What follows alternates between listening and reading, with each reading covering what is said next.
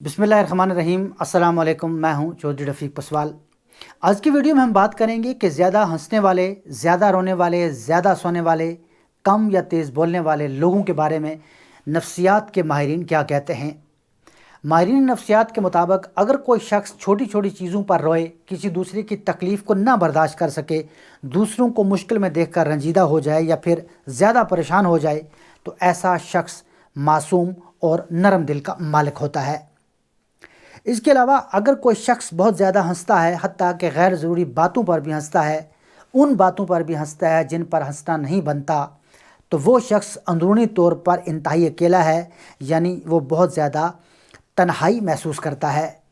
अगर कोई शख्स बहुत ज़्यादा नींद लेता है या सोता है, ऐसे शख्स के बारे में माहिरीन नफ्सियात कहते हैं कि वो शख्स बहुत उदास है या मायूस है।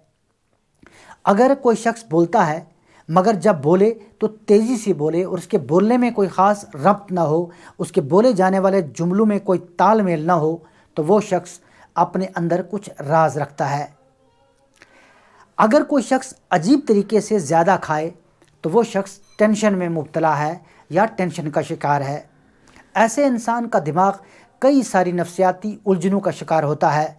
वो इन उलझनों से निकलने का कोई रास्ता तलाश कर रहा होता है जो उसको मिल नहीं पाता। अगर कोई शख्स छोटी छोटी बातों पर भी गुस्सा करे या नाराज़ हो जाए, तो ऐसा इंसान तन्हाई महसूस कर रहा होता है और माहिरीन नफ्सियात कहते हैं कि ऐसे शख्स को मोहब्बत की ज़रूरत होती है। ये छोटी सी वीडियो बनाने का मकसद ये है कि अगर हमारे घर, फैमिली या जानने वालों के यहाँ किसी फ़र्द में ये बातें पाई जाएं, तो हम इन्हें इन नफ्सियाती उलझनों से निकलने में मदद दे सकें। आज के लिए बस इतना ही।